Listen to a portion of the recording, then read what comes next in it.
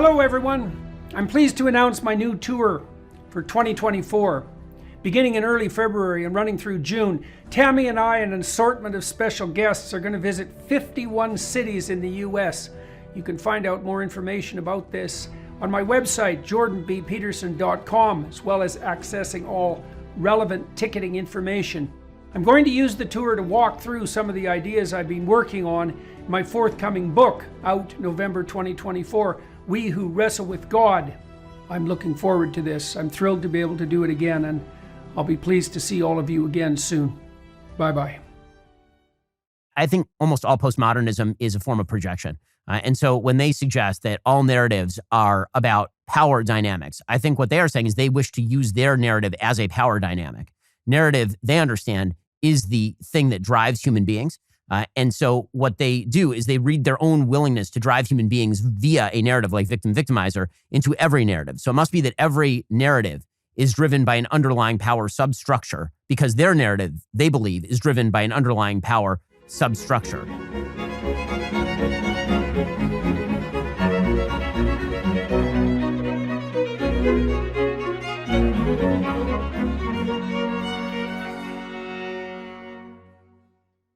Hello, everybody. I'm talking today with Ben Shapiro. Ben and I have had occasion to speak privately and publicly a number of times, and he participated in the Exodus seminar that we released last year. We've been able to deepen and extend the dimensions of our conversation as we progressed. Today, I'm going to talk to him about the counter-enlightenment, the realization across many disciplines that empiricism and rationality are insufficient processes and modes of conceptualization to orient us in the world. I think that's an established fact now, and it's a revolutionary fact. It means that we see the world through a story.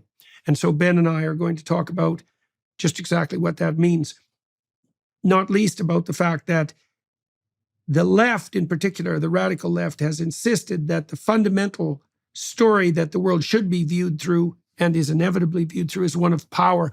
That leads to the victim-victimizer narrative that characterized Marxism and that now so bitterly characterizes whatever the hell it is that we have in front of us now, this demented pastiche of postmodernism and kind of meta-Marxism that makes everyone either a victim or a victimizer. We talk about that in detail. And so if you're interested in that, then this is the talk for you. So Happy New Year, Ben. Hey, it's thank good you. to see you. Yeah, great to see you. Hey, so I thought we would avoid the political, at least to some degree, for the majority of this conversation. I actually have some ideas I want to talk to you about. And so I'm going to run them by you, and then I want your reactions, obviously. So here's the first thing I've been thinking about. So I'm writing this new book called We Who Wrestle with God. And one of its presumptions is that, I suppose, this is something I just talked about with John Vervaeke too. We've been conceptualizing it, I suppose, as a counter-enlightenment. So here's what I think's going on at the deepest level. So the Enlightenment was predicated on the idea that we could orient ourselves in the world either empirically, as a matter of course, with regards to the data at hand, or rationally using a priori structures of logic, or as a combination of both. But that turns out to be wrong, which is what the postmodernists figured out. And it wasn't just the postmodernists. The AI engineers figured it out at the same time, the cognitive scientists, the affective neuroscientists, people who were studying narrative. The fundamental problem with the empirical and rational hypotheses, start with empirical, is that we can't orient ourselves by the data alone because there's an infinite plethora of data. And there's no way of wending our way through the data without prioritizing it in terms of importance. And that can't be done using empiricism per se, or even rationally, because you have to specify a goal, you have to bring in the domain of values. Now, my hypothesis is, at the moment, working hypothesis, is that this structure that we use to prioritize the facts so that we can navigate forward is, when described, a story. A story is a representation of a hierarchy of attentional priority. Now, the reason this is revolutionary, I think, is because it puts the story back at the center of the stage. Okay, so I'd like your comments about that first, and then I'll turn to the next part of this. I mean, I think that that's totally true. When you say that you have to have some sort of values frame to determine exactly how you view the data, that's obviously true, because, as you say, there's an entire ocean of data out there, and how you prioritize which data is more important is dependent on how you value that data. That's true, in everything from abortion to the trolley problem. And anytime you get into some sort of dilemma about what human beings should do, the should is a question of values, and you can have as many facts as you want on the utilitarian after effects of that. But even the questions of utilitarianism are dependent on questions of values at the end. Yeah. And that's why utilitarianism as a sort of standalone philosophy tends to fail. And when you say that the fill in there is story, because story is a representation of values in an easily understandable way, that is absolutely true. I mean, the fact is that what a story is by nature something that is being told to you. And there's something deeply human about that. When someone tells you a story, you don't tend to question the story in the way a journalist would question a story. When someone says, I'm going to tell you a story now, you listen all the way through to the story with reliance on the storyteller. And that innately is an act of faith. And so when you do that, what you're really saying is that I'm assuming the set of values for the sake of this story. I'm assuming the set of values that undergirds and is embedded in the story, and then we can operate from those premises. And what makes a story good or bad to pretty much everyone is our innate understanding of the underlying coherence and values that are embedded in the story. Oh, okay. So that touches on a couple of other things that I think have become much more clear recently too. So I was playing with Chat GPT yesterday, and I have a employee, used to be a student, who's an expert at large language models. Now, the way that large language models work essentially is that they calculate conditional probabilities. And so you could imagine that there's a pretty high conditional probability that an S will follow an E, for example, if you look at how letters are segregated, and a very low probability that X will follow Z. And so you can model words based on the statistical likelihood of the juxtaposition of letters, and then you can model word-to-word correspondences, and then word to phrase, and phrase to sentence, and sentence to sentence, and paragraph to paragraph. And the large language model AI learning systems derive a picture of the statistical relationship between words at pretty much every level of possible statistical relationship. So it's not just word to word like the old Markov chains. It's word to fourth word, and word to fifth word, and word to 10th word. And we actually have no idea how deep the models go. The answer is they go deep enough so that the output that they produce is sufficiently indistinguishable from human output so that we find it acceptable as such. That's really the criteria. But this is very cool, Ben, because when I talked to Sam Harris, one of the things he said to me repeatedly, and he said such things to other people, is that our interpretations of narratives are arbitrary. So he kind of goes postmodern on that front, is that if you're trying to interpret biblical stories, for example, all you're doing is reading into them, right? It's a projection, that the story as such has no intrinsic meaning. But I think that this is not only wrong, but now demonstrated to be wrong, because what the AI LLM systems can do is map out the relationship between words and concepts statistically. So now we have an empirical validation for the Freudian or Jungian notion of symbol. So yesterday, for example, one of the things that I've noted in stories, you see this in Disney movies, for example, is that a character like a witch, which is from a Jungian perspective, a symbol of the negative feminine, that'd be associated with nature and chaos and the unknown and darkness and fecundity. And like there's a web of associated ideas. And you might say, well, those associations are just arbitrary. But now we can say, well, no, they're not, because if you look into the entire linguistic corpus, you can map out the semantic distance between concepts. And that means that there's going to be clusters of concepts, and a cluster of concepts is no different than an archetype or a symbol. And so now we have at hand the possibility of an empirical mapping of such things. And we've been playing with these systems. So we've designed systems, for example, that can interpret dreams. So you can type in your dream and the system will tell you what it means. You might say, well, that interpretation is just arbitrary. And I would say it's not arbitrary at all. Every image in a dream exists within a framework of meaning. The meaning is something like statistical distance from a web of associated meanings. If you flesh out that web of associated meanings, that's no different than delving more deeply into the substructure of the dream. That's no different than a formal analysis of a text, that a real literary critic whose mind has been shaped in some ways the same way that an LLM model has been shaped so someone with a great corpus of literary knowledge is going to be able to perform the same kind of analysis as an LLM. And none of that's arbitrary. Okay, so the reason I'm pointing to all this is twofold. So you tell me what you think about this. So let's say that we've reached a kind of revolutionary agreement that the story is primary. So there's an implicit framework of value weights through which you look at the world. That constitutes your character and your ethical presuppositions.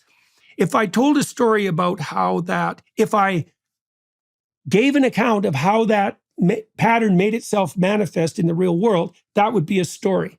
And I can infer from the story what your weights are, and I can use them to adjust mine. Okay, so let's say that all seems appropriate. And I don't think it's just appropriate. I think this has been absolutely demonstrated in multiple disciplines simultaneously in the last 30 years, and that it's culminated in the large language model demonstration, which is an unbelievably compelling demonstration. Okay, so let's say now we've agreed that the story is primary. Now, that's what the postmodernists basically concluded in the 1960s. But here's what they did. They said the story's primary, then, which was a great observation and a brilliant deduction. But then they said, and the primary story is victim-victimizer, right? And that's a strange twist on the Marxism that most of them were already encapsulated in. Now, I've been criticized for my views on postmodernism, my assumption that it's a form of Marxism. And so here's what I think Marxism and postmodernism share, and here's how I think they're different. And this is a good thing for conservatives to know, because so they share the victim-victimizer narrative. And that in itself isn't Marxist. That's a variant of the story of Cain and Abel. It's the ancient way of viewing the world through the lens of resentment. And Marxism was a variant of that. Now, the postmodernists dispensed with Marxism, and they did that partly because people like Solzhenitsyn showed how brutal and catastrophic by necessity Marxism became. Now, all those French postmodernists, they were steeped in Marxism. They didn't want to give it up. So they kept the victim-victimizer narrative, and they turned it into something multidimensional, right? That would be the intersectional postmodernism, where you can be a victim or a victimizer on any dimension of comparison and all of them simultaneously. So it's like a meta-Marxism. It's like the full flowering of bitter resentment. But here's the difference. And this is so stunning. It just hit me hard this week. The Marxists insisted that the primary dimension of victim-victimizer, and really the only one worth considering, given their universal human vision, was economic. And the bloody postmodernists put that at the bottom of the intersectional hierarchy. So weirdly, although they accepted and propagated the victim-victimizer narrative, they inverted the hierarchy so that, you can think about someone like Claudine Gay. Like, there's no way you can make the case that Claudine Gay was oppressed economically. In fact, economically, coming from a rich family as she did, she's clearly a victimizer. But that doesn't count because for some incomprehensible reason, maybe and this is where I would particularly like your comments. The postmodern victimizer types, they abandoned the economic issue. That's why poor white people can't be oppressed, even though, I think the most compelling case you can make for the victimizer narrative is on the grounds of economic inequality. Now, I'm not saying you can make an overwhelmingly powerful case for it even there, but if you were going to make a case, that would be, you got to give Marx credit for at least identifying that as perhaps the cardinal dimension of potentially tragic inequality. So, okay, so what do you think about that? The prioritization of Marxism or the victimizer narrative as the cardinal orienting story of mankind, and then this weird inversion of Marxism that characterizes the radicals that we see today. I mean, I certainly think that there's a lot of support for that idea, right? There are a lot of philosophers who, for example, have treated Marxism not as an outgrowth of a capitalist economic theory, but actually as a sort of perverse and twisted outgrowth of a misread of Christianity. That Christianity suggesting that the meek will inherit the earth, but on an economic level, the meek aren't inheriting the earth. Therefore, there must be some form of class exploitation that's going on. And so reading Marxism as a weird offshoot of Christianity rather than a weird offshoot of capitalism is sort of one way of seeing that in a misread of Christianity. Nietzsche actually did some of this, right? Nietzsche actually sort of suggested this when he treated Christianity as a perverse version of a victimizer or victim narrative that replaced the idea of good, strong, and beautiful, and weak, nasty, and terrible, right? That his moral prism was the idea that just because something is good and strong doesn't mean that it's necessarily bad. And he was creating what I think is a perverse view of Christianity as arguing against that, and then creating a victimizer narrative in opposition to that. When you talk about the postmodernists, I think one of the things the postmodernists are doing is I think almost all postmodernism is a form of projection. And so when they suggest that all narratives are about power dynamics, I think what they are saying is they wish to use their narrative as a power dynamic. Narrative, they understand, is the thing that drives human beings. And so what they do is they read their own willingness to drive human beings via a narrative like victimizer into every narrative. So it must be that every narrative is driven by an underlying power substructure because their narrative, they believe, is driven by an underlying power substructure. And I think, obviously, that's wrong. And again, I think that also comes from a postmodernism, again, is sort of a weird, perverse offshoot of the Enlightenment in the sense that if you're talking about an a priori view of the world, which is that everything that you have arrived at in society, everything that preexists you, is effectively arbitrary or a version of crammed down power, that there's no validity to the world that you inherit, which is, I think, one of the premises of some of the changes that came about because of the Enlightenment, but also one of the premises of postmodernism, which is you get to wreck all the systems because you were born into an unfair system driven by perverse views of power. That's the great lie. And so postmodernism has to have its own narrative. I mean, this, of course, is the great kind of meta failing of postmodernism, is that in its desire to destroy all narratives as forms of power, they have to derive their own narrative in order to do that, right? Postmodernism is self-defeating on the very root intellectual level, but that doesn't mean that it's not effective. And again, I think a lot of this lies, a lot of the Enlightenment, the post-Enlightenment, a lot of this lies in, frankly, a perverse misreading of biblical narratives. So let me touch on that one. Okay, so I just wrote about the parable of the unjust steward. Now, it's a very interesting parable. So the story is about this employer, essentially, and he has an employee, a servant, but an employee for all intents and purposes. And he threatens to fire him for misusing his funds.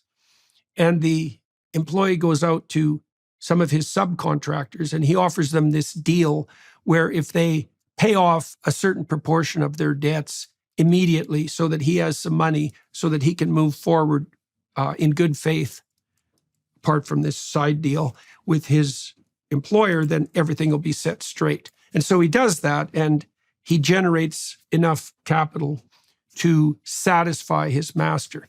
Now, there's a certain dishonesty in his maneuverings, but Christ says to his followers that the children of darkness essentially are sometimes wiser than the children of light, and that there's some utility in serving mammon properly, as long as you don't prioritize that over services of what is to the highest. It's a very, very interesting parable. And because, as you mentioned, there's a reading of Christianity that has what you might argue is like an anti-materialist, anti-capitalist, pro-socialist bent. But I believe that a close reading of the Gospels puts that interpretation completely off to the side. There is an emphasis that those who claim false power will be held to account for that, and that those who are just and good but marginalized will be brought to the center. But that has nothing to do with an essential narrative of like fundamental oppression. It's a much deeper idea than that. That true virtue will be rewarded and false virtue punished, even if the false virtue is associated with material prosperity, right? That the truth will be revealed. So Christ's point in that particular parable is that the discipline that you can learn while managing, let's say, money, or managing money for someone else, managing material prosperity, is a virtue that is, first of all, genuinely a virtue, and that can be a precursor virtue to service to the highest possible good, which it should be a subset of anyways, and that it can't just be tossed off casually as, all service to material prosperity or life more abundant is, because of its materialism or its capitalism, to be regarded with extreme suspicion. And it's also not money that's regarded. It's not money that's regarded as the primary sin in the Gospels either. It's love of money, and that means the prioritization of money over God. It doesn't mean the pursuit of life more abundant. This is also a place, I think, where the Jewish tradition has got things very right, because my sense is there's a laudable emphasis in the Jewish tradition on the goodness of a good life, right? The material, present, physical goodness of a good life. And that is different than that spiritualized reading of Christianity that makes everything in the material world like damned and corrupt by definition. Yeah, it's a very weird take on Christianity, that Christianity is all about vows of poverty. I mean, given the development of the Western world as the richest civilization in the history of the world, and driven largely by religious Christians. I mean, if you look at the generation of American wealth, particularly in the late 19th century, for example, this is all religious men. I mean, John J. Rockefeller is attending church and dedicating churches. I mean, like this is this kind of bizarre notion that, Christianity is in direct conflict with capitalism or property rights or anything like that. It's obviously foolish and wrong. But that's why I say I think that Marxism is a bastardization in many ways of a misread of the Bible. And I think that so many of our problems, because let's be real about this, the Bible shaped the modern world. And so that means that even the perverse offshoots of the Bible shape the modern world. And so even the victimizer narratives that we see in the Bible, many of them are deliberately or maybe not deliberately missing the point. I mean, when people look at the Cain versus Abel narrative and they say that what that story is actually about, for example, is Cain being he's vicious and he treats himself as a victim, and Abel's the victimizer, and therefore he kills Abel, and therefore he's punished. The reality is what that story is about is him recognizing the sin of that. I think that the Cain and Abel story, what's fascinating about the Cain and Abel story is everybody misses the end of the Cain and Abel story. The very end of that story is not just Cain going wandering in the wilderness. It's that he's the first person in the Bible who actually does repentance before God. He says, I've sinned. And then God marks him with the mark of Cain. And the mark of Cain is meant to protect him, right? The mark of Cain is not meant to mark him for murder. He says, I'm going to wander, I'm being an outcast, people are going to kill me. And God says, I'm going to give you this mark specifically to protect you because you've repented of the victimizer sin. America is currently experiencing an invasion. A lot of people coming in from Uzbekistan, Afghanistan, Iraq, Syria. Is there a fair bit of gang affiliation among? Always. These people are just crossing the border illegally, waving their hands in the air at our cameras, saying, hey, here I am, come get me. We're no longer the border patrol, we're the welcome patrol. The #1 site in America for fentanyl trafficking across the border. And if Joe Biden remains in office, it's only going to get worse. I'm Ben Shapiro, and this is the divided states of Biden. Invasion on the southern border. Watch now on Daily Wire Plus. Starting a business can be tough, especially knowing how to run your online storefront. Thanks to Shopify, it's easier than ever. Shopify is the global commerce platform that helps you sell at every stage of your business. From the launch your online shop stage all the way to the did we just hit a million orders stage, Shopify's there to help you grow. Our marketing team uses Shopify every day to sell our merchandise, and we love how easy it is to add more items, ship products, and track conversions. Shopify helps you turn browsers into buyers with the internet's best converting checkout, up to 36% better compared to other leading commerce platforms.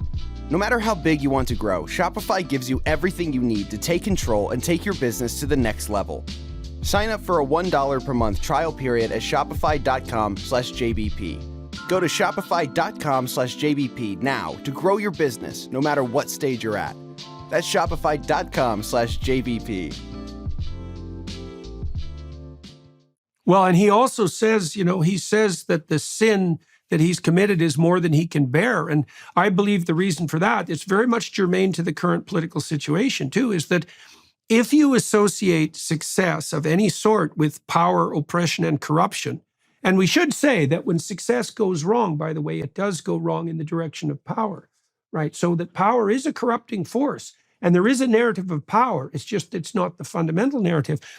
When Cain tears down his ideal, right, because his ideal is clearly Abel, it's Abel he wants to be, and he wants the relationship between Abel and the divine to characterize his life, and then he destroys that completely in a fit of absolute spite and resentment, and that's when he goes to God and says that his punishment is more than he can bear. And that's because if you do tear down the ideal, like if you identify success with oppression, then, well, all your success instantly becomes nothing but evidence of your evil. Well, you can't imagine, as a psychologist, understanding how reward works.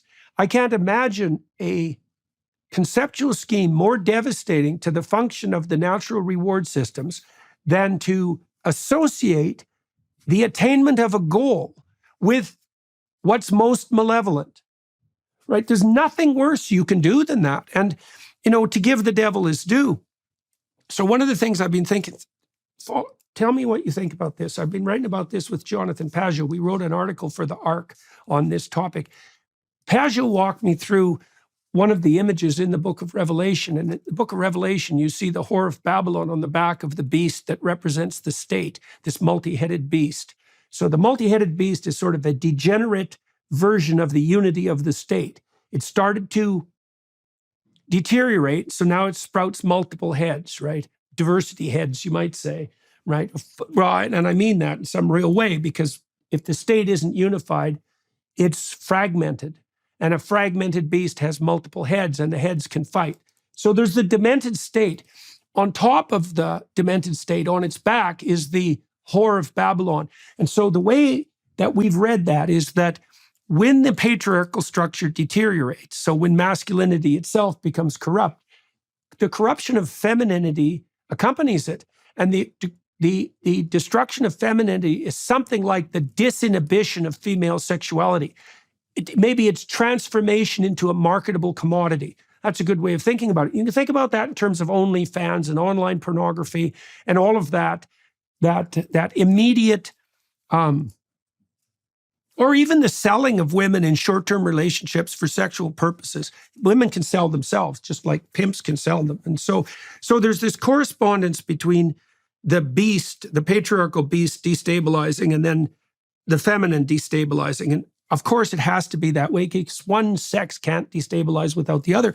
Now, what's cool about this from a conceptual perspective is that the beast ends up killing the whore.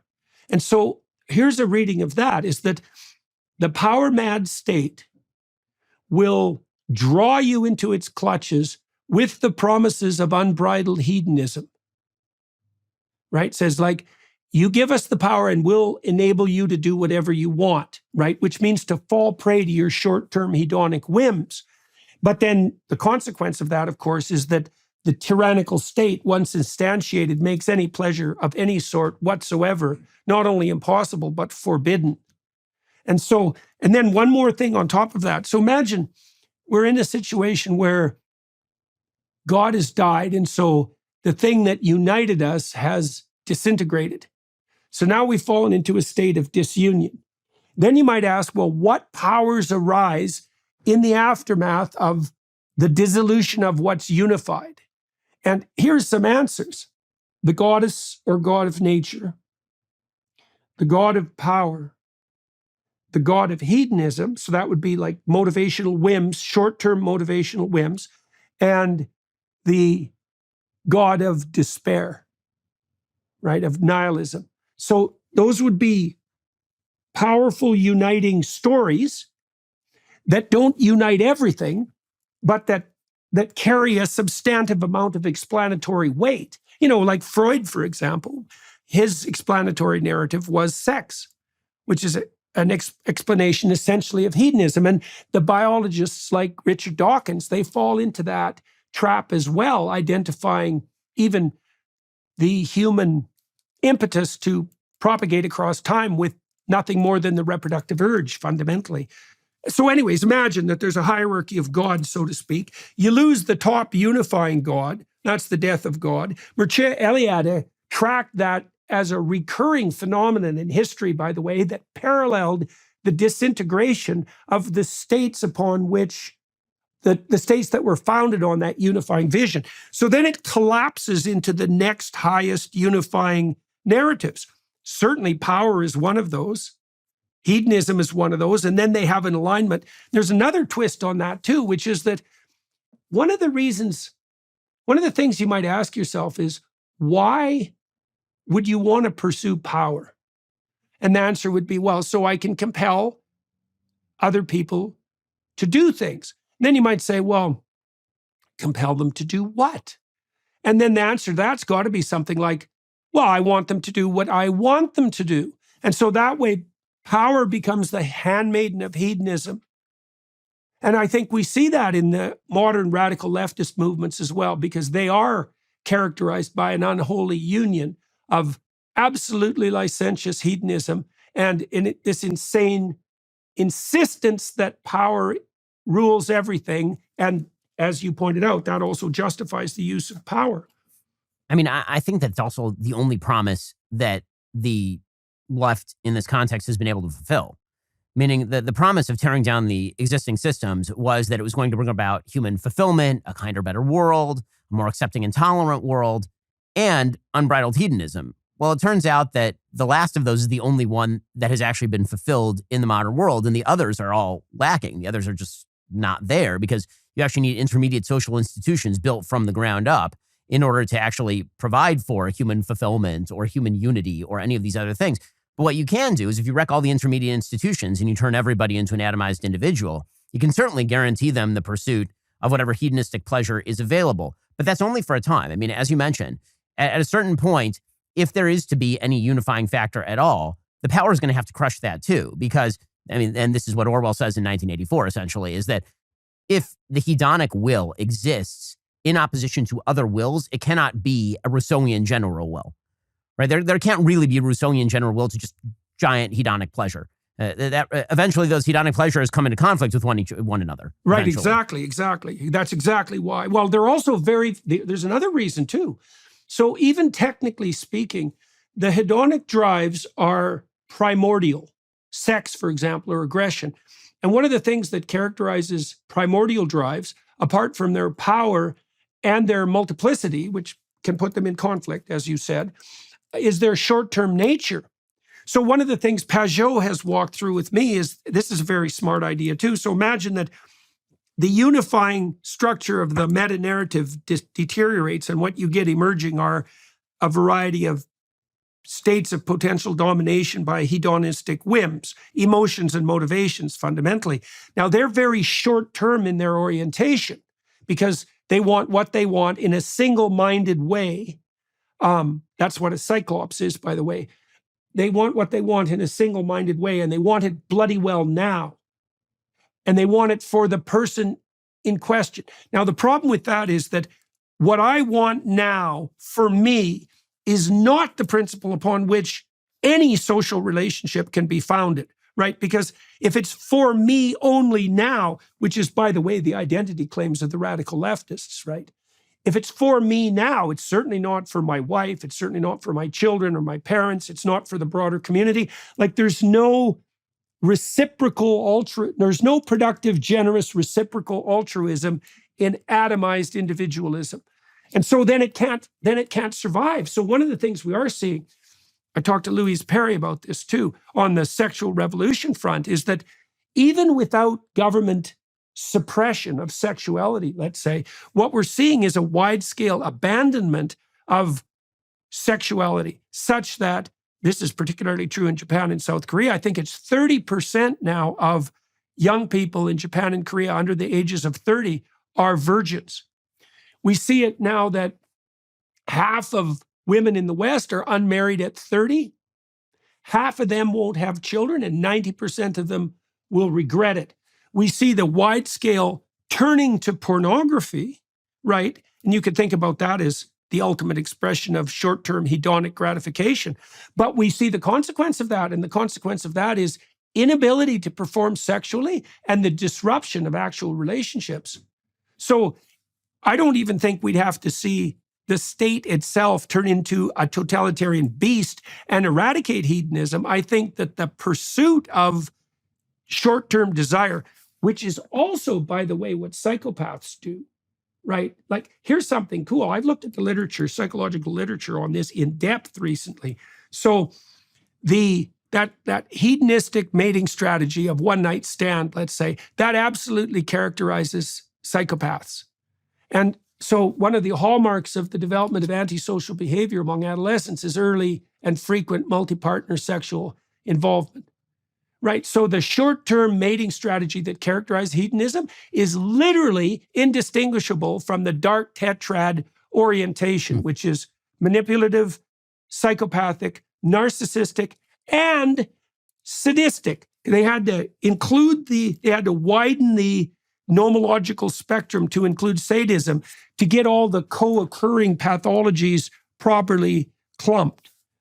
And so it's so interesting, that this is something women should know. If you're dating a man whose fundamental orientation is short-term sexual gratification, he's either pursuing a psychopathic path of manipulation or you're training him to become that person. I mean, one of the things that also is fascinating about all of this is that the amount of sexual boredom in the society is extraordinary. So you have more sexual choice and variety available than literally any time in human history, given free license by the state because there are no intermediate social institutions in which sort of informal mechanisms of disapproval could make themselves felt. And one of the things, it turns out psychologically, that human beings are turned on by is taboo. And so when you get rid of literally every taboo, then people tend to get bored. And then the question is... Yeah, well, there's no novelty. Right, exactly. Novelty goes away. And particularly men are driven by sexual novelty. It's something that is very deeply ingrained. And the power of what marriage was supposed to be is it takes this short-term hedonic desire. And it's said, because female virtue still existed, that in order for you to obtain this, you're going to have to sublimate that desire for the building of something greater. I mean, the part of Freud that everybody ignores is the part where Freud actually is in favor of sublimation. Yeah, right? Right. It's only later psychologists and philosophers who suggest that sublimation needs to be destroyed and done away with in order to free all forms of human artistic and material expression.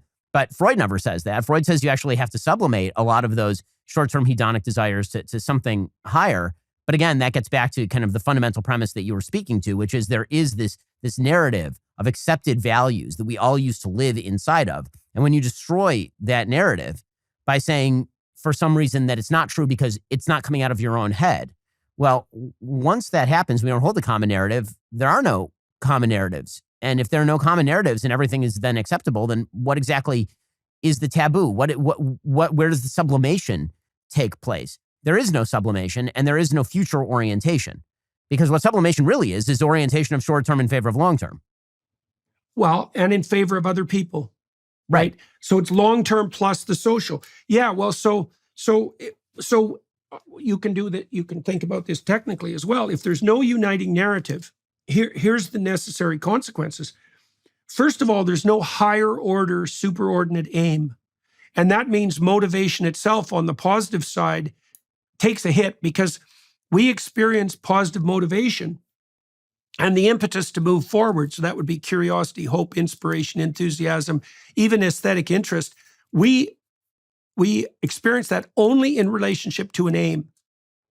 And so if you destroy the ultimate aim, you destroy the structure upon which reward itself is dependent, apart from satiation-induced rewards, right? And they produce quiescence, not movement forward. Okay, so you lose positive emotion. Then you multiply negative emotion. And the reason you do that is because one of the things that constrains your anxiety response, which is actually a calculation of the entropic distance to a given destination, technically, is if you produce a multiplicity of aims, then you increase anxiety proportionately. Now, there's probably some optimization function so that like a choice between 3 aims is great and a choice between 100 is devastating. Okay, so that's 2 things that happens when the unifying overarching theme disappears.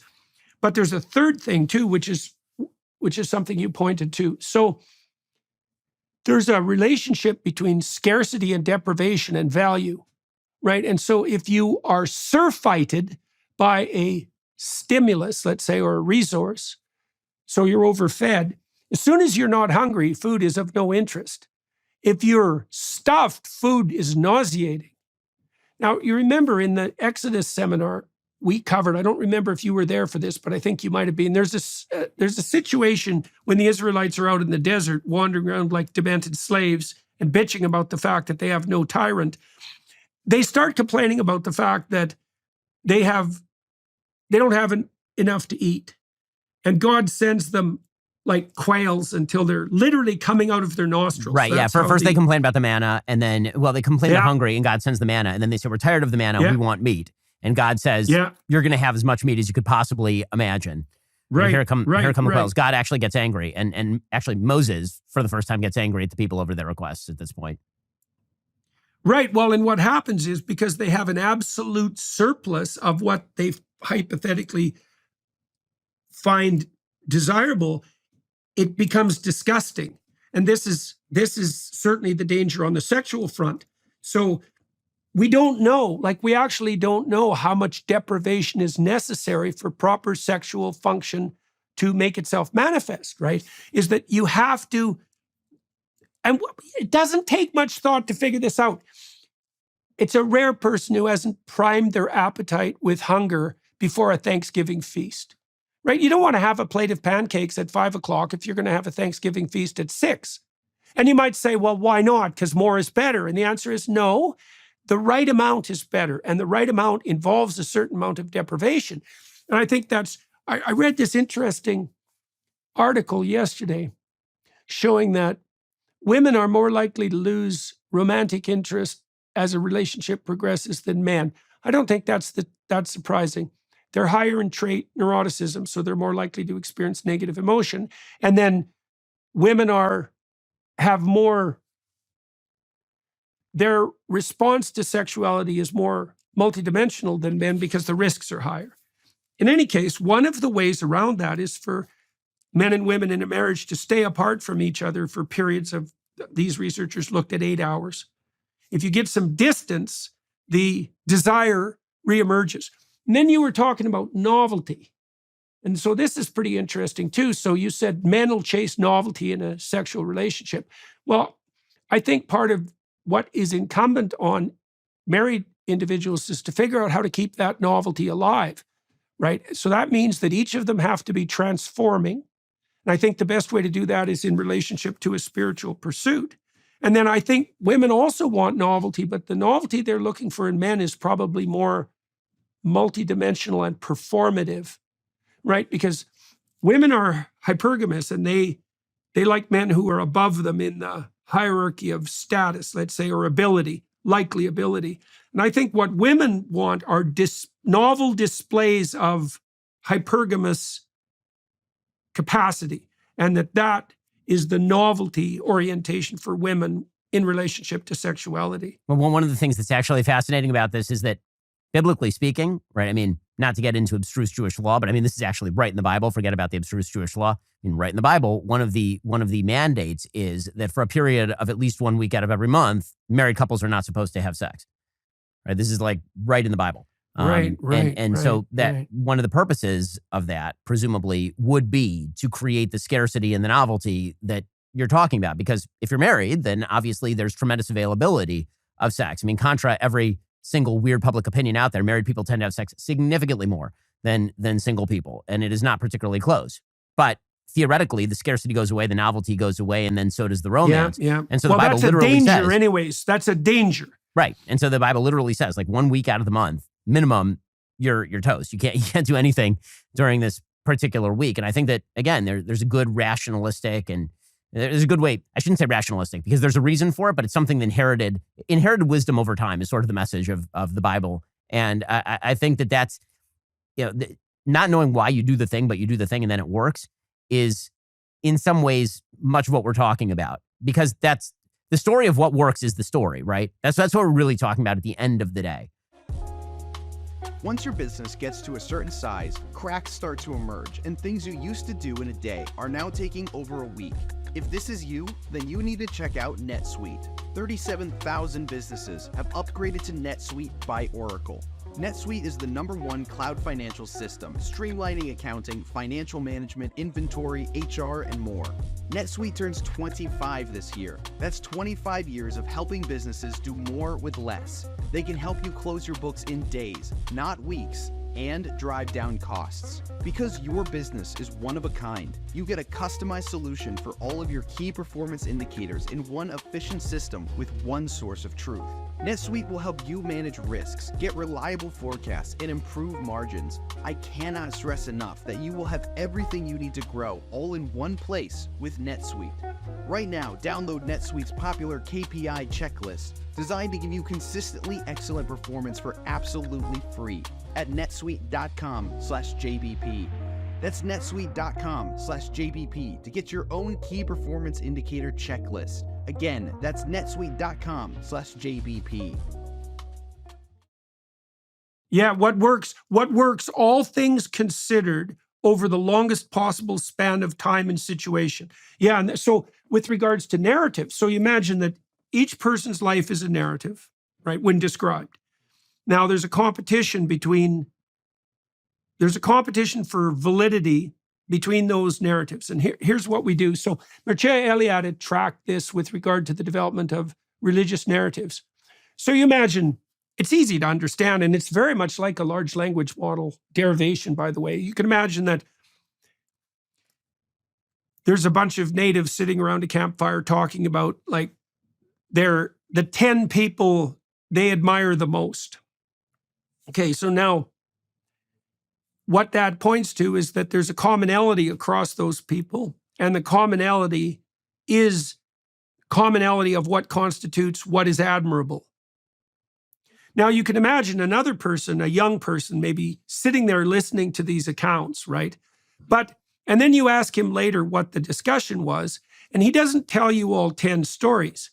He gives you an amalgamated composite of what constitutes the admirable hero as a consequence of deriving the central point from the amalgamation of 10 stories. Now, this is exactly what young boys do when they play the role of father in a pretend play bout. They don't actually imitate directly through one-to-one corresponding mimicry the actions of their father. They watch their father in multiple situations and abstract out the commonalities that make him a father. Right, so we abstract out the commonalities of admirability across a set of compelling stories. Those stories echo to us because they attract our interest, right? So that's the correspondence between the archetype and the soul. That's a good way of thinking about it. And then you can imagine that as the hero stories aggregate and increase in sophistication, that their transcendent nature starts to make itself more and more manifest, because you get a pattern that's been applicable across many generations and situations. And so this is also the answer to the problem of pathological consensus. Like, it's a conservative dictum that you should do, by and large, what other people do. But obviously that goes astray in times like when we're possessed by idolatry and ideological idiocy.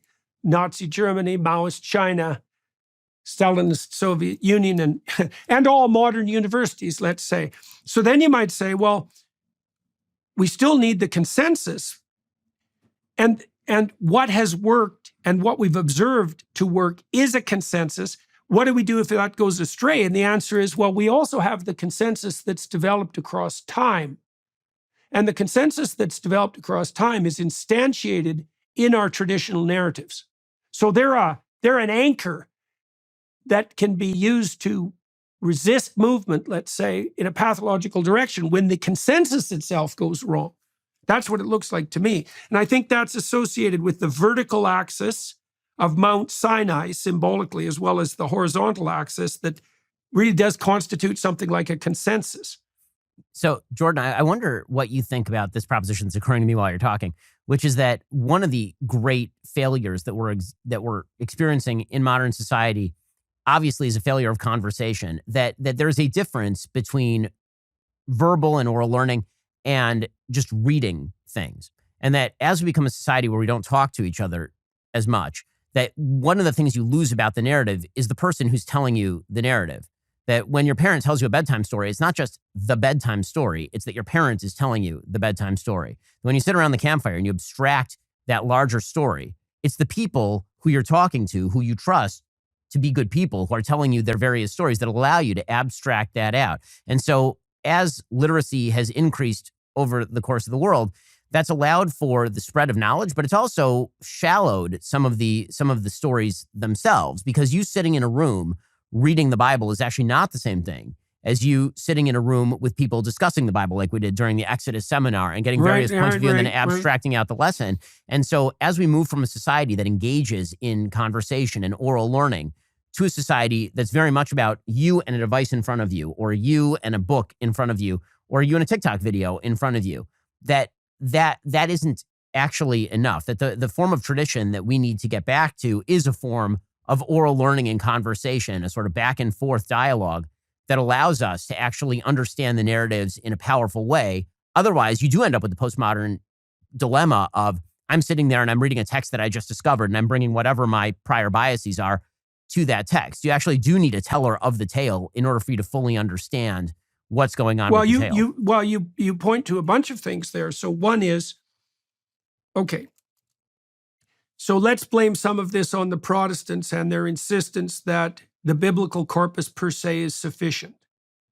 Now, one of the huge advantages of that was the promotion of literacy worldwide. So we're going to give the devil his due, but it does have the twofold problem that you just described. The first problem, Jung pointed to this, the first problem is that Protestant tends towards fractionation. And you can see that with the multiplicity of Protestant churches, because if it's just you and the text, there's an infinite number of yous. And I think the logical extension of this is the identity claims that the radical types on the hedonic left are now putting forward, right? I'm the interpreter.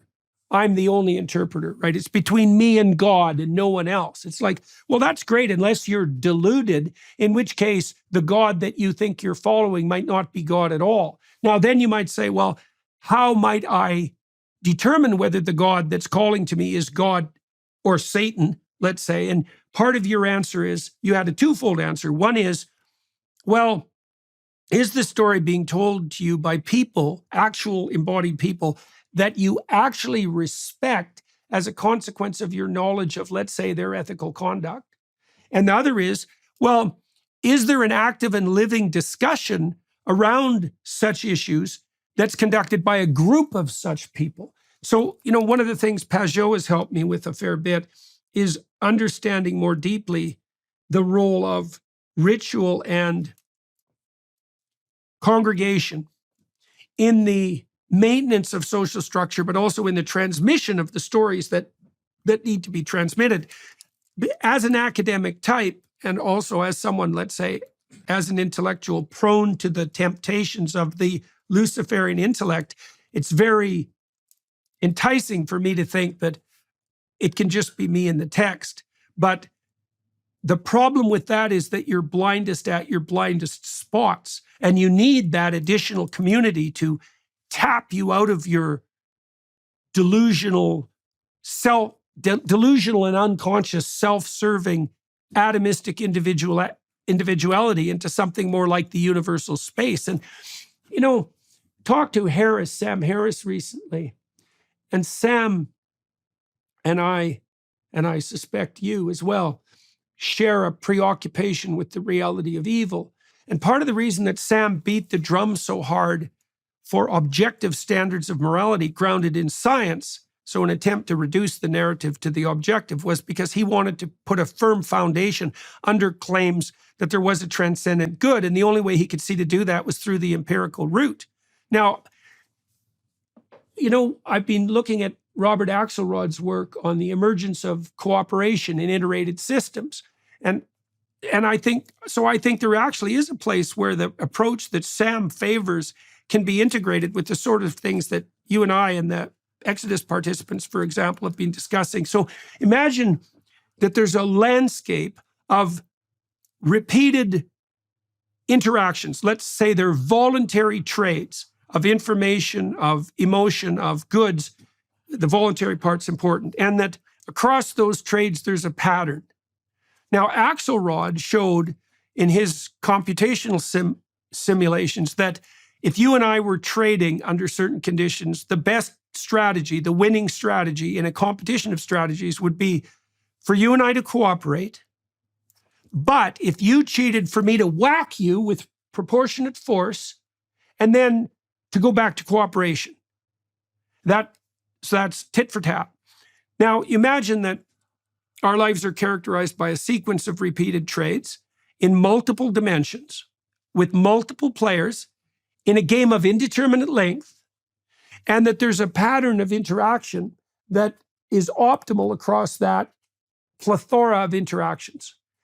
I think that the highest order narrative that grips us, so we'd find that compelling, that would be told by the people we admire, and that's in concordance with the biblical narrative, is a map of the strategy that works best in repeated interactions with multiple people across the broadest possible span of time. So that's a place where the empirical and the theological could reach perfect concordance.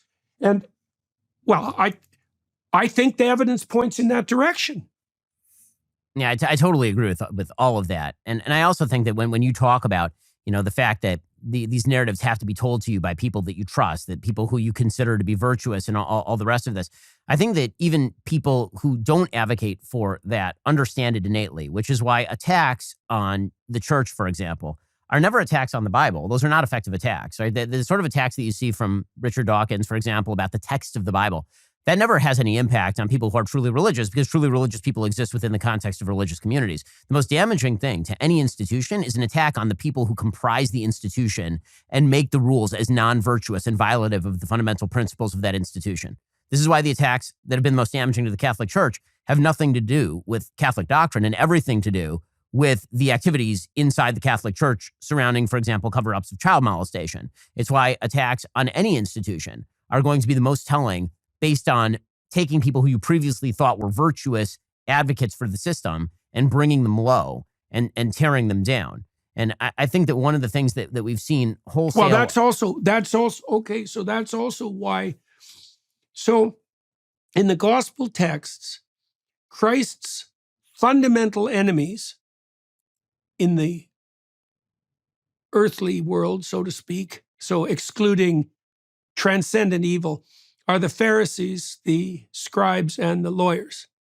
So I've been going through those stories in depth. And so the Pharisees are moral hypocrites. They're the people. See, this is another way that we can sort these disputes out with people like Dawkins and Harris, because what they do is they identify the religious enterprise with the totalitarian proclivity. But that bespeaks a lack of differentiated judgment, because this is where I think the arrow hits its mark. The worst totalitarian hypocrites use the religious enterprise as the most effective disguise for their psychopathic maneuverings.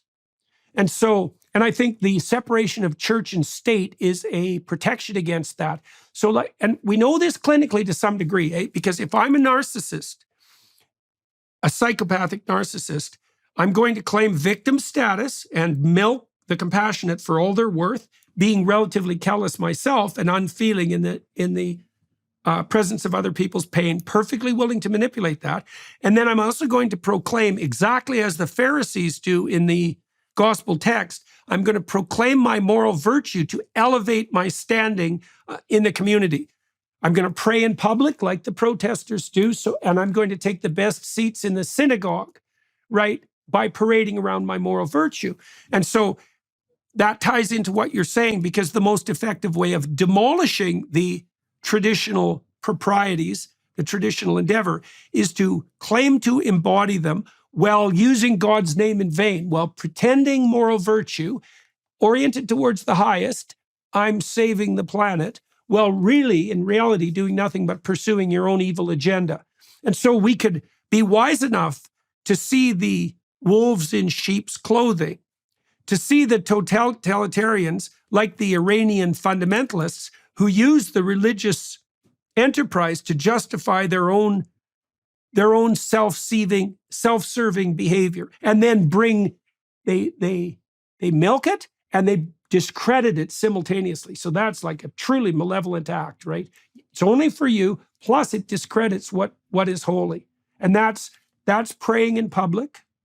And there's tremendous amount of the gospel text devoted to insisting that that's a cardinal ill. And that's the same thing as using God's name in vain, the third commandment of Moses, right? And I think it's one of the cardinal sins of our time, is to parade your moral virtue around in the name of what's holiest when all you're doing is elevating your own moral status. I mean, I certainly think that that's the case. And I also think that we have to be careful on the other side not to fall into the easy use of the charge of hypocrisy to destroy the principle, because you can see that exact same attack being wildly misused. Right? You can see everyone is sinful. And so the idea is that if I can discredit an idea by attacking the advocates of the idea as sinful, well, then you can basically destroy any ideology that way. It's why religious people, for example, very often say, oh, we're held to a higher standard. Well, I mean, to be fair, you should be held to a higher standard. You do proclaim to be religious. But it's also very easy to destroy entire swaths of ideology based on this, and using human beings' inherent fallenness and inherent sinfulness in order to discredit, and you see this literally with every ideology, right? Capitalism is bad because Bernie Madoff exists. Okay. So I got a good story about that for you. So you remember in the story of Noah, so Noah shepherds his family and the human race, for that matter, through the return of the pre-cosmogonic chaos, right? The waters come back, God floods everything, returning it to the state that preceded creation and brings up a new civilization. And Noah's to thank for that. Now, he goes out after he lands, because it's been a harrowing trip, let's say, plants a vineyard and proceeds to get rip-roaring drunk. And so that's a human failing. And Noah's only characterized in that text as wise in his generations, right? He's not a saint. He's not the savior. He's a good man, but a man, so he has faults. Now, here's what happens. This is so cool. So he drinks like 3 gallons of wine and passes out, and he's stark naked. I think his robes are lifted up over his body, and he's laying there in his tent exposed and naked. And his son, Ham, comes along and has a pretty good laugh about how stupid his father is, which is a pretty damn ungrateful thing to do. And foolish, because Ham would be a great accomplishment of Ham to be half the man that his father was. So anyways, he laughs at Noah, and then he gets his brothers and he says, hey, the old man's, drunk out of his mind. Why don't we go? And he's all sprawled out. Let's go over there and we can all join in a good laugh. And his other sons, Noah's other sons, take a blanket and they back into the tent and they cover Noah. Okay, and so they show him respect despite his flaws. Now, the way that story ends is that, in tradition, is that slaves are the descendants of Ham. And so the moral of the story is that if you're foolish enough to dispense with your wise traditions, because you can point to flaws that inhered to men better than you, far better than you, let's say Thomas Jefferson, for example, that you are walking a pathway that will turn you and your descendants into the slaves of people who have proper respect for tradition. And that seems to me to be, well, that's spot on. That's dead on. It nails the pride, because Canada is unbelievably appalling in this regard. Our politicians will apologize even for imagined historical wrongs, even if they show no sign whatsoever of being anywhere near as wise as the people who hypothetically committed those wrongs, just so they can parade their moral virtue in comparison to the great men of the past. And one of the things, too, that is worth thinking about in that regard is there's almost nothing more cowardly than attacking the dead, because even more than the unborn, they can't defend themselves. Right? Well, and it's very difficult to read into that attempt to demoralize and devalue the past. You can't read into that the attempt on the part of the people who are doing the criticism to be better people. You can read into that their willingness to condemn and make contemptuous, to redound to their unearned moral virtue. And that defines the universities now. All these bloody literary critics who are above the people whose works they depend on and criticize. All these art critics who have perverted the museums with their commentary on the hypothetical sins of the artists. That's exactly what they're doing. And it's very amusing to consider that, their destiny is going to be indistinguishable from that of slaves. I mean, one of the things that you're talking about here, again, gets back to that victim-victimizer narrative. The more successful you were as a human being, dead or alive, the more you are then targeted for your failings, because your success must be a sign of your oppression. And then that's really most of what we're watching right now, is the coalition of the supposedly marginalized who are coming together to destroy the thing that they hate in common, not because they have anything in common themselves, but because they believe that the reason they're marginalized is out of some sort of unfairness or pure power dynamic, as opposed to the fact that in a free society, the people who very often end up marginalized are the people who don't abide by the common rules of the society. And in a working society, those rules are good. Doesn't mean every rule is good, but it means that a lot of rules are pretty damn good. Look, Ben, it's also the case that the intersectionalists basically make this claim, even though they don't notice. Like, we could each find dimensions along which we were marginalized, and maybe still are, for that matter. I mean, within every human being, there are going to be dimensions of lesser attainment and greater attainment. And so there's some dimension along which we are comparative victims, right? And I mean, it's certainly the case as well, and the intersectionalists have this right to some degree, is you do run across people from time to time who appear to have very little going for them across very many dimensions, right? And their lives are genuinely difficult and hard. Now, I've met many people like that in my clinical practice. And I've also observed, and this is another error in the determinism that's characteristic of the victim-victimizer narrative and the Marxist and materialist approach to the world. You would expect that people who were marginalized on many dimensions simultaneously might harbor a certain amount of bitterness and resentment as a consequence of that, and a certain amount of justified hatred for the status quo. But my experience as a clinician has been that people who have been bitterly tormented they may be more likely to collapse altogether, but they also seem to be more likely to have the opportunity to derive an absolutely stellar character out of their misadventures, right? To conclude from everything that they have been subject to that taking on a role of the bully themselves, for example, if they were from an abusing family, is the wrong conclusion to derive from that example. And we know that this is true even mathematically, because if all abusers abused, it would take no time for every family to be characterized by abuse. So what you see in the clinical literature is that people marginalized by abuse, let's say genuine abuse, if you look at an abuser, someone who abuses their kids, they're statistically much more likely to have been abused as kids. But if you take the population of everyone abused in childhood, only a small proportion of them become abusers. Again, when you talk about the marginalized and the ability to rise up from that, it seems to me that very often the people who legitimately experience the hardship in life, as you say, the preconditions to success are sometimes there specifically because once the conditions for their marginalization are removed, if given the opportunity, they can succeed. What we're seeing in society is a self-enervation. It's people who are self-marginalizing, people who don't actually have any reason to claim marginalization or very little to claim marginalization, who don't have tons of obstacles. And then when they are unsuccessful, it is significantly easier to suggest that it must be some external force that is marginalizing me.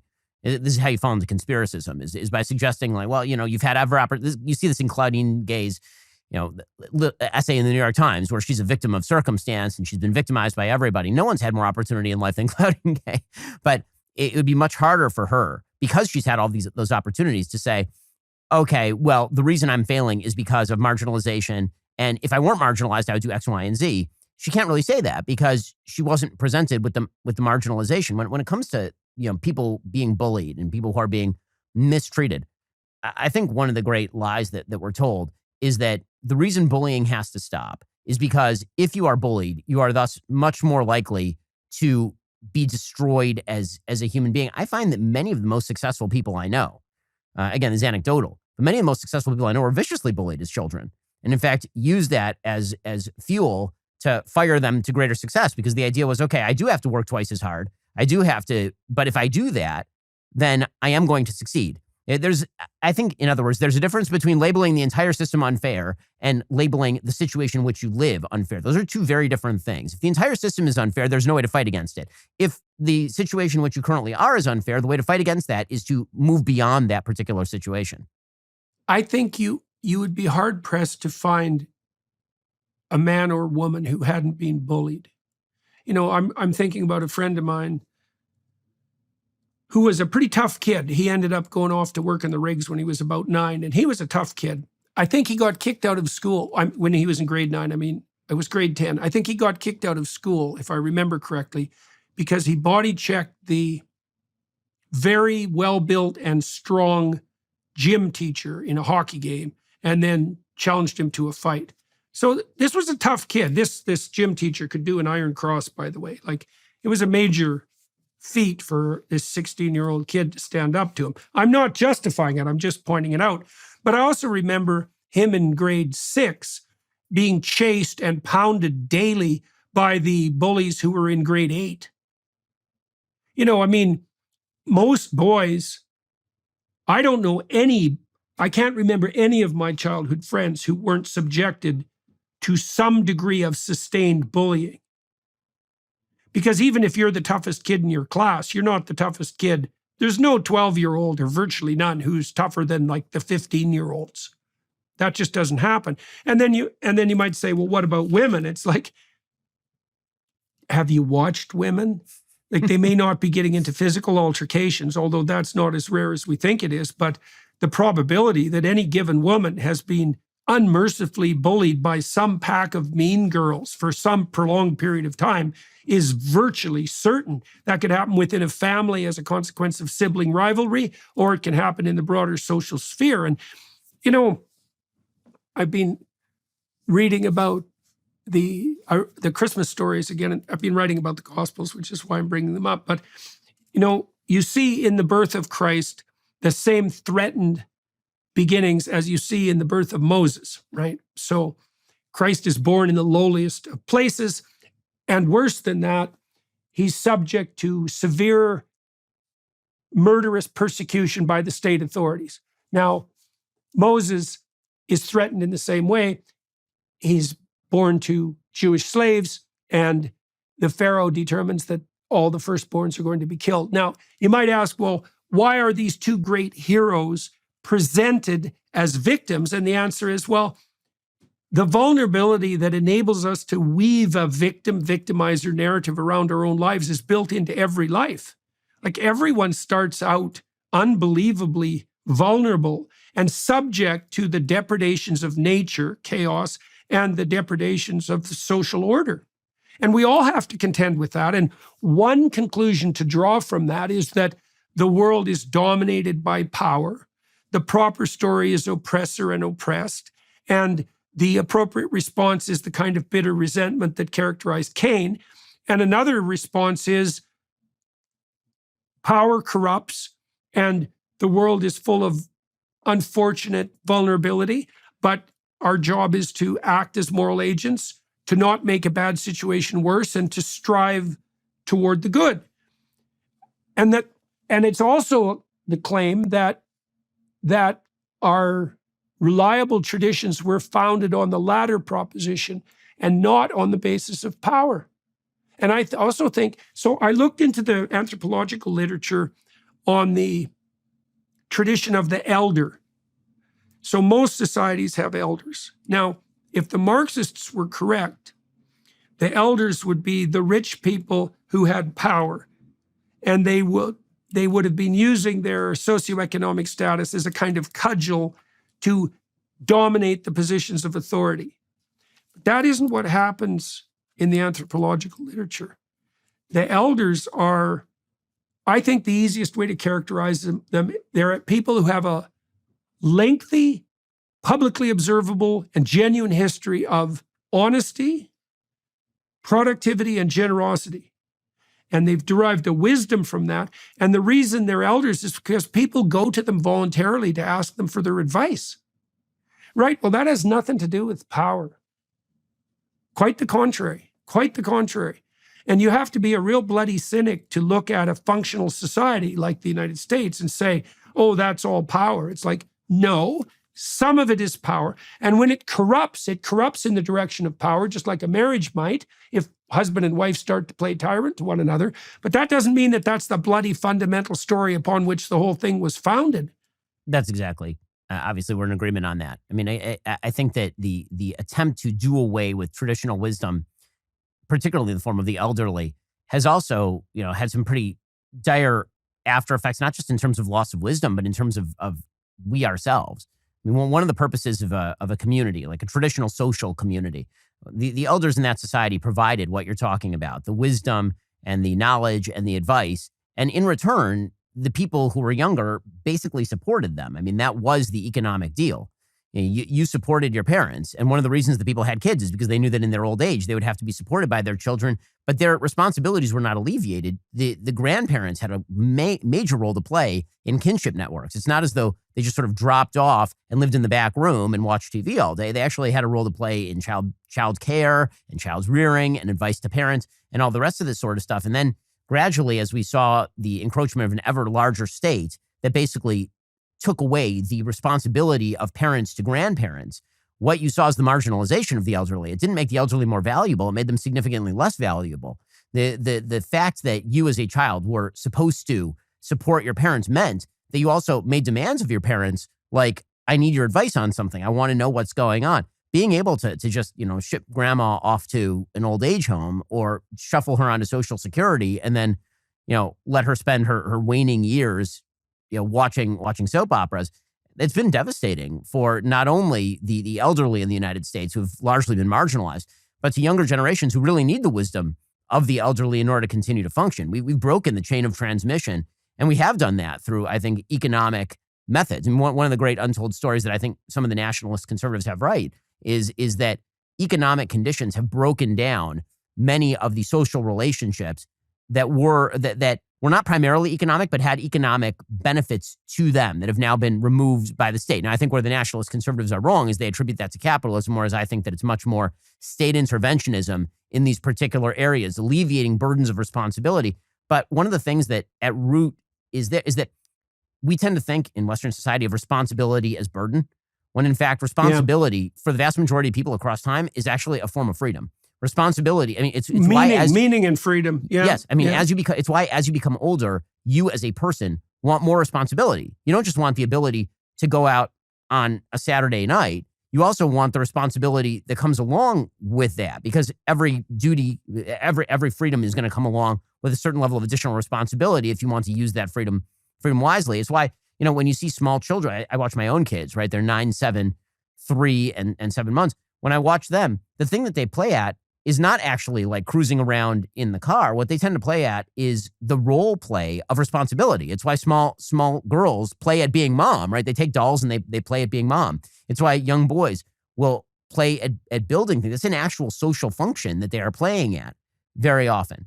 And that's something that kids aspire to. And then we as adults are like, well, I can't believe my kids they can't wait to become adults. Look at all the responsibilities I have. But remember back to when you were a kid, that was a cool thing. Responsibility was a cool thing. And I mean, I still think as an adult that responsibility is a cool thing. Oh, I think definitely. the coolest thing that I do is the stuff that I'm responsible for, whether it's my kids and my wife and my household, or whether it's the employees in my company. Like that, the more responsibility you have, I think, frankly, the cooler your life is, because those things don't hem you down. They define you. Without that, what exactly? Well, we could say responsibility voluntarily undertaken and accepted. Yes. Right. Yeah. I don't think there's any difference between that and meaning. Now, if it's forced on you, that's a different story. But we also know from the biblical corpus as well that there's a tremendous emphasis by God, let's say, on objecting strenuously to excessive use of force. Never use force if it's not justified. And it's justified in the most constrained of circumstances. Moses is bitterly punished for using force, even at the end of his life. So here's something too with regards to your observation on the older people. Jonathan Haidt has written a fair bit about the coddling of the American mind, and we see the infantilization of children and young adults and even adults themselves increasingly characterizing educational institutions, say. But maybe part of that is a consequence of the breakdown of intergenerational transmission of knowledge with regards to child rearing, because one of the things I've noticed with my kids is that like they had the model of our family for disciplary practices, and they know those models. But I've watched, and it's often useful for them to have the example of the response of Tammy and I to the misbehavior of our grandchildren to bolster my children in their conviction that intervening to discipline them so that they're socially desirable is acceptable. So imagine this, Ben. So the fundamental drive behind infant care is service to the infant, self-sacrificing service to the infant. And the rule is, if the infant manifests any displays of distress, that your primary moral obligation is to alleviate that. And that's 100% true for the first 8 months, let's say. Okay, so the default feminine proclivity is the amelioration of emotional distress. Immediate amelioration of emotional distress. Now, that becomes problematic when there's a conflict between short-term emotional distress and long-term thriving. And you might say that the role of wisdom is to know when to step in to allow short-term emotional distress to be tolerated or even encouraged if the benefit is an increment in long-term adaptation. Now, older people are wise enough to know, well, your kid wants that toy in the grocery store right now and is willing to have a fit about it. But if you give in to his tantrum and reward it, you're going to produce a child who other children can't stand, because he'll play in that infantile manner whenever he's in a social circumstance. Now, you can model that with new parents and say, look, here's how you regulate the child's emotional distress. And you can say, and you want to do that so your child's well socialized so that everyone will like him or her so they can engage in productive reciprocal interactions. But I don't think you can do that with just advice. I think you have to model it. I mean, I totally agree with that. My wife and I are very close with my parents and also with her parents. And one of the rules in the household is that, my parents discipline my kids. When my kids are doing something wrong, I actually want them to discipline my kids. By the way, I don't actually think this is relegated to grandparents. I think that elders in the community and other parents we know who have older kids, I think it's actually quite incumbent on societies. We have this weird thing in the United States, actually, that is not usual in some other societies. In other societies, when it comes to children acting up in public, for example, it's actually pretty much expected that somebody is going to discipline the kid, whether it is the parent or not the parent. You see this in a lot of other societies, and it actually makes, I think, for better childbearing and rearing, because it's considered sort of a social responsibility that if some kid is violating the rules, yeah, exactly, then there will be someone there to say the thing. In the United States, because we're very autonomous and we're very autonomy oriented, the idea is that if you say a word to my child, I'm going to be super duper angry at you and very, very upset about that. But I don't actually think that that's right. And it's certainly not true in, for example, my own religious community. If we're over at somebody's house and we're constantly interacting, obviously, with people in my immediate religious community, it's a very tight-knit community. And if we're over at somebody's house and my kid does something wrong, I want somebody to discipline my kid. And in the context of generations, I mean, what you're talking about, what basically the elderly are, is they are the living tradition, right? In fact, in the Jewish community, you're supposed to stand up for an elderly person and a Torah scholar the same way. And when they enter the room, theoretically, you're supposed to actually stand up in respect to that person. Why? Well, because my parents have already seen the outgrowth of either doing it right or doing it wrong when I was a kid, right? I only have the immediate knowledge of how old my kids are, right? I know how to raise a 9-year-old. I don't know how to raise a 16-year-old. I don't have a 16-year-old. I know how to raise my 3-year-old to be 9. I know how to raise my 7-year-old to be 9. I don't know how to raise my 9-year-old to be 16. And so, that's where my parents really are effective, because they've done it 4 times. So they know how to raise a 9-year-old to be 16 and how not to raise a 9-year-old to be 16. And so, again, the marginalization of the elderly, largely for economic reasons, the removal of the elderly from the home, for example, which again is strange because American homes have grown. We've actually, one of the great lies of modern American economics is that people are somehow living worse now than they were in 1980, which is not true. One of the things that we have is more living room. One of the things that theoretically we could do is have our parents live with us more often if our parents can't afford to live on their own. And I think that would actually be of great benefit. The lack of intergenerational dialogue is truly bad. And by the way, it's working in both directions. People who are 40 aren't having kids, and also their parents aren't with them. And so they're just kind of there. And you want to talk about prolonged adolescence. Not having kids and not having parents is the definition, I think, of prolonged adolescence. Well, the other downside of that, too, is that one thing you can be certain of is that you're going to get old. And so there is really no difference. There is no difference between how we treat the elderly and how we will be treated. Like, those are the same thing. And that should give everyone pause. Really, that should give everyone pause. Because we tend, even the fact that we have a conception, a category like the elderly, in some ways is absurd because, well, it's a category that will include everyone. So how we treat the elderly is no different than how we treat ourselves. And the logical corollary to that is, well, we should treat the elderly like we want to be treated because, well, that's coming down the pipelines and a lot bloody faster than you think, too. So, it's obviously complicated because life is complicated. So there's really no sense in going into that. But it's definitely something that's much worth consideration.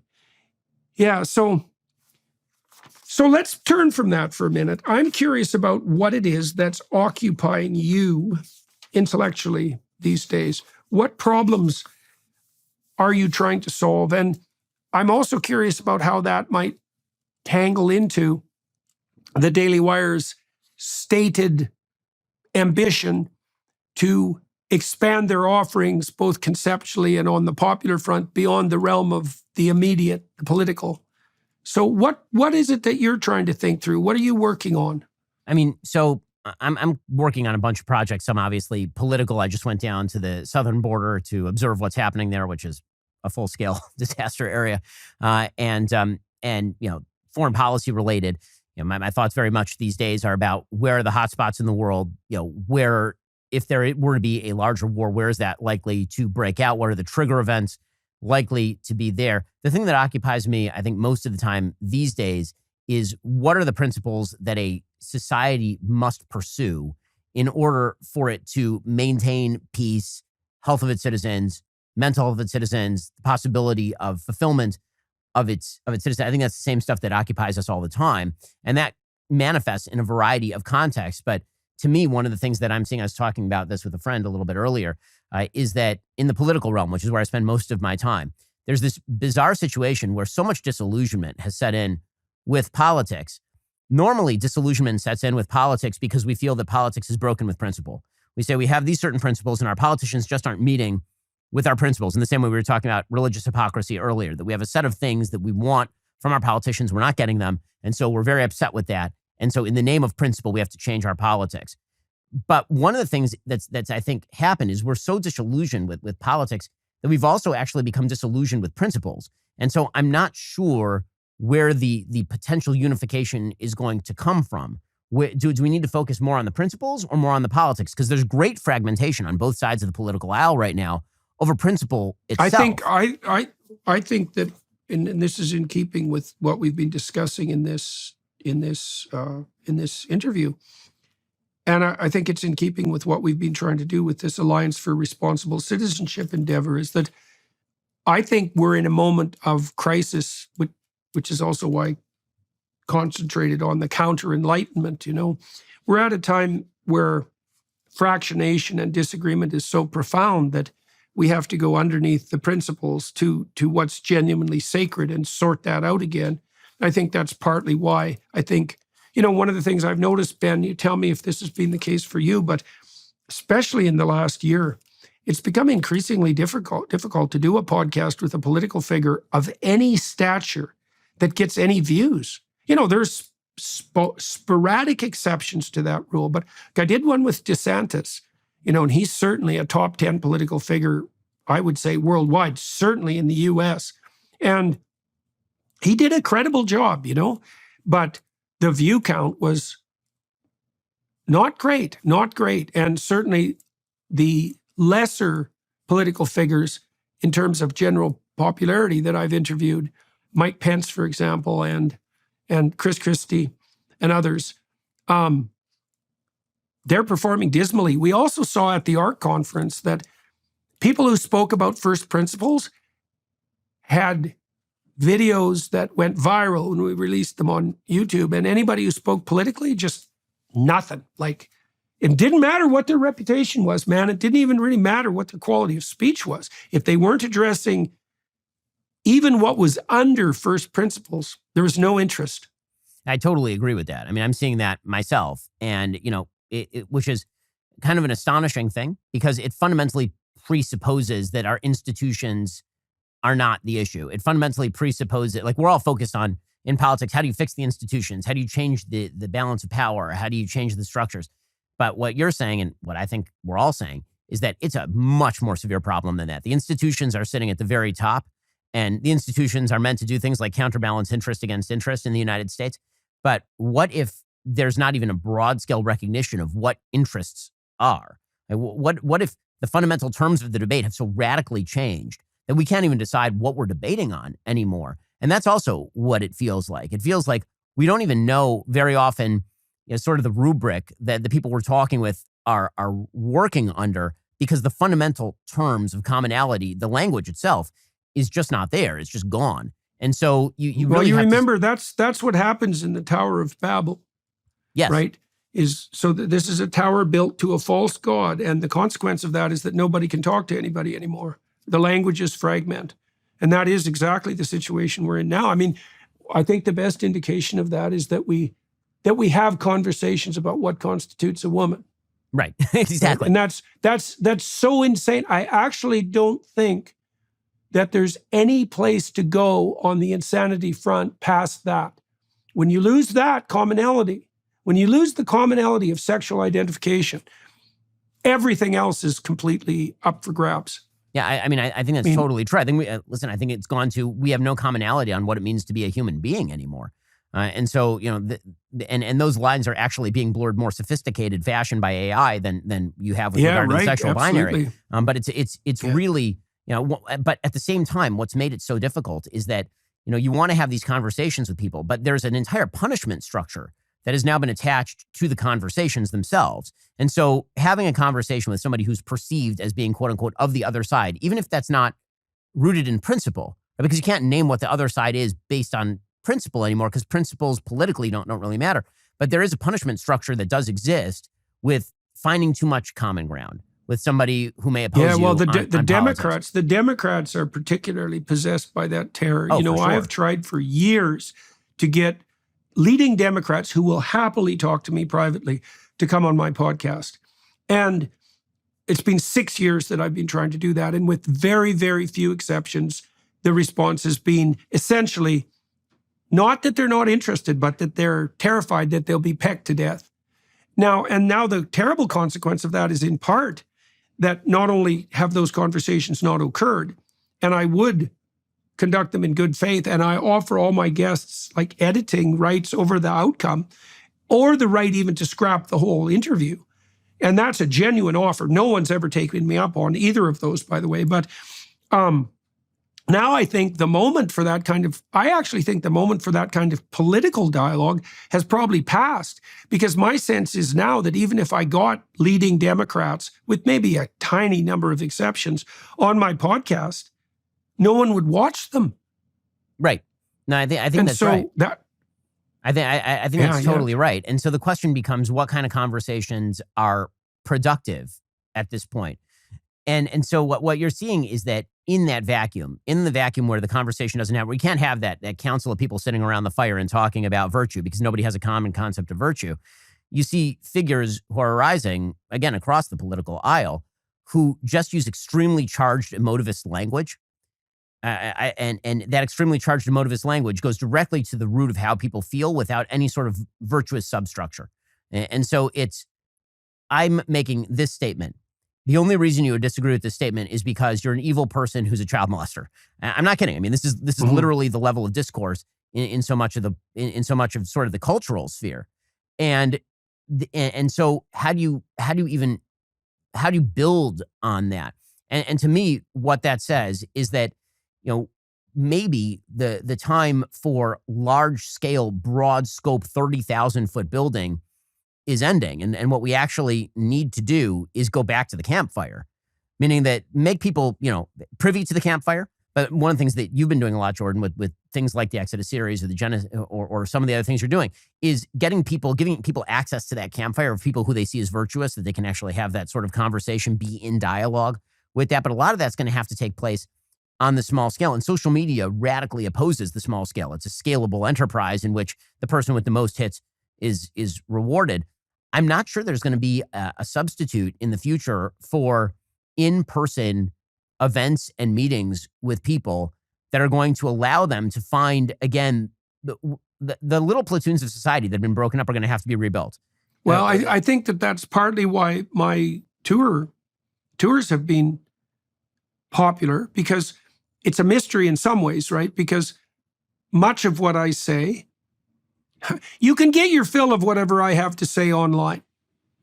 Now, I do say new things in my public appearances, but I don't think that people fundamentally come there for the new things. That's like a bonus. The reason they come there is to find a community, right? To do something collective. Exactly, to engage in a collective celebration and gathering. And so, and it does seem to me too that, especially as the ability to produce fake videos propagates, and we're going to be increasingly unwilling to separate the wheat from the chaff in the virtual world, that the value of in-person meetings is going to increase. So, and with regards to the shallowness of the political dialogue, I've been following this Bill Ackman, Chris Rufo, Claudine Gay, Harvard episode. Ackman, as you know, is a billionaire who's now a Democrat political activist, taking a somewhat conservative tack. And I've been watching that, him working at least side by side with Christopher Rufo. And I'm not displeased about the outcome. But when I'm watching that, I keep thinking, well, it's good that Mr. Ackman has noticed the corruption of Harvard. But it's the wrong level of analysis, because the corruption that made Claudine Gay a reality, and then even more profoundly made the spectacle in DC, where the UPenn, MIT, and Harvard presidents made absolutely dreadful, preposterous parody fools of themselves, that's reflective of a conflict that's almost unimaginably deep. And dispensing with Claudine Gay will have virtually no impact on that. I mean, I totally agree with that. I will say that Ackman himself has become an anti-DEI activist, which means that he is engaging at a level that I frankly didn't expect him to engage at, or many other people in this particular battle. But yeah, I mean, I think that the problems in American society run so deep and in Western society run so deep that the only way to fight them is the hard thing that nobody wants to do, right? The easiest thing to do in politics is to speak into camera and distribute it on YouTube to 1 million people. Right? You can do that. That's not super hard to do. The hard thing to do is to raise a good family. The hard thing to do is to join a religious community. The hard thing to do is to actually build again those structures that we all took for granted for literally dozens of generations over time that have been completely eviscerated and destroyed. That's so hard to do and so intimidating to do that it almost feels useless while you're doing it, because the scale of the problem is so large that it feels like when you're piling a pebble, atop a wall and then the tsunami is coming, what are you doing? But the answer is that, again, it's going to take a lot of pebbles to actually build that wall. Well, it's also the case, too, that in some ways, even within the scope of your own argument, is an illusion. Like if it turns out that the stability of the West is predicated on the sanctity of marriage and the stability of the family, then what that genuinely means is that there is nothing more important that you can do, despite surface appearances, than to be faithful to your wife and to raise your family properly. And that any temptation you have on ideological grounds to downplay the significance of that, what's one family in a sea of 2 billion families? That's the quick nihilistic response. That's all delusion. And that the idea that what you're doing is pointless because it's just you against the mass, let's say, that's the voice of the devil himself, so to speak, proclaiming the nihilistic uselessness of your mortal life. It could easily be, and I do believe this, I've believed this for many decades, is that there is literally nothing more important or effective than you can do than to get your moral house in order and then to build those subsidiary organizations around yourself that are predicated on that foundation. That all other pathways forward, in the absence of that, lead nowhere. Yeah, and I mean, I think that that's exactly right. I think one of the predicates to conservatism, or frankly, to just basic human responsibility, is the acknowledgement that anything that's worth building has to be built from the ground up. And if you try to impose it from the top down, it not only tends to fail, it tends to fragment everything. That one of the things that you see in the temptation of politics, I think one of the reasons why interviews with politicians don't work anymore is because the temptation of politics is fundamentally a lie, and people understand it, which is, okay, if you put a bunch of weight at the top of the system, but there's nothing at the bottom of that pyramid, all these societal substructures have been destroyed, it's just going to collapse. And we keep arguing over who should put the pressure at the top of the system, but any pressure at the top of the system is just going to essentially create larger cracks in the foundation. We have to rebuild, and the rebuilding process is so long and so hard. And as you say, it's easy to fall prey to nihilism in that. But the reality is that societies are filled with people, over time, society is filled with graveyards, filled with people whose names you don't know.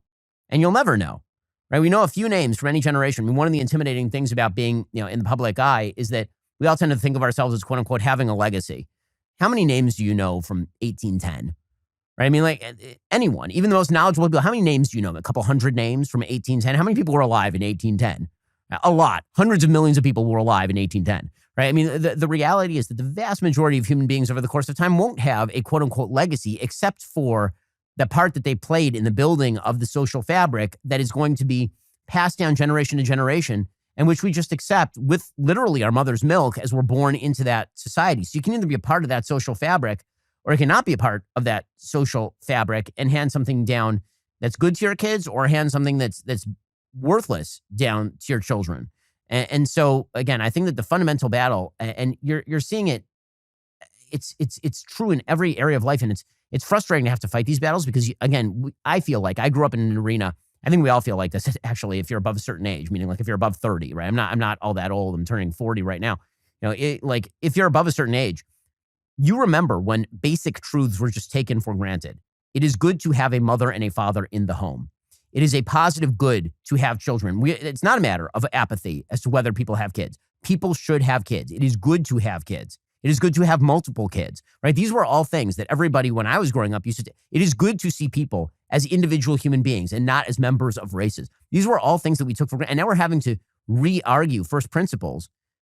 And and I think that one of the things that I've found, and that's frustrating to me on a personal level, because again, I spend my life arguing these principles on a day-to-day basis, is that in reality, some of those arguments are going to be won and some of those arguments are going to be lost. But the real effect that I'm going to have on the world is what my 4 kids end up doing, right? That's actually what the real effect that I'm going to have on society. That's true for nearly everyone on planet Earth.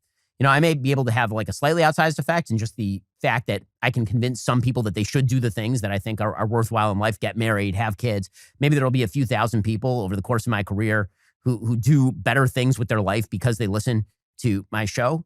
But in reality, like the most long-lasting thing that you can do is not the rational. It's actually it's the things that we do and we don't know why. You know, one of the things that I think, you know, the rationalists have gotten totally wrong, and there's a lot of good psychological and biological evidence that you know way better than I do, is that we tend to come up with rationalizations post hoc.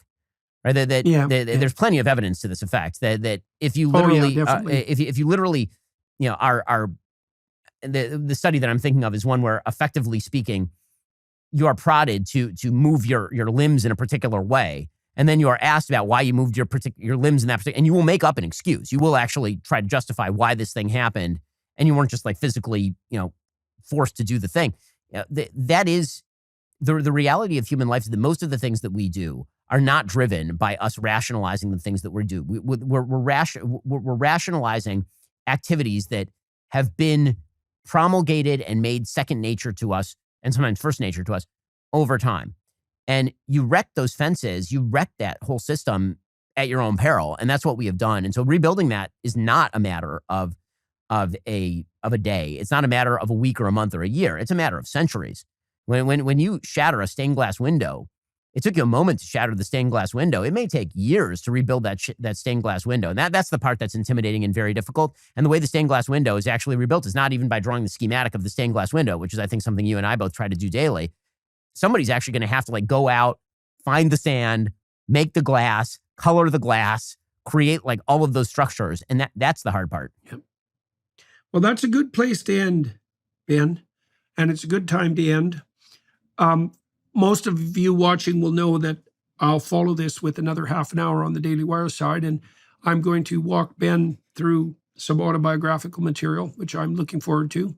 And so, yeah, well, thank you for talking to me today and for helping me explore these ideas a bit further. We're going to do a gospel seminar. You and I have discussed this and your possible participation in that. Just for everybody watching and listening who knows about the Exodus seminar, we're going to do the same thing with the Gospels at the first week of April, with many of the same, many of the usual criminals, you might say.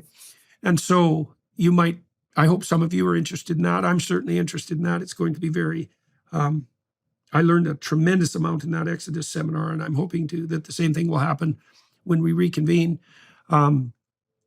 And I'm very happy with the Daily Wire for facilitating that, and also for all the success we had with the Exodus seminar, which that's gone extraordinarily well. And I think it speaks, that fact, which is a very unlikely fact, that did happen, that it went well, and that it was popularly received, also speaks to exactly what we were discussing today, which is this widespread cultural hunger for a proper discussion of really the sacred, what's even underneath first principles. And so it's very useful to be engaged in yet another conversation that pushes that along.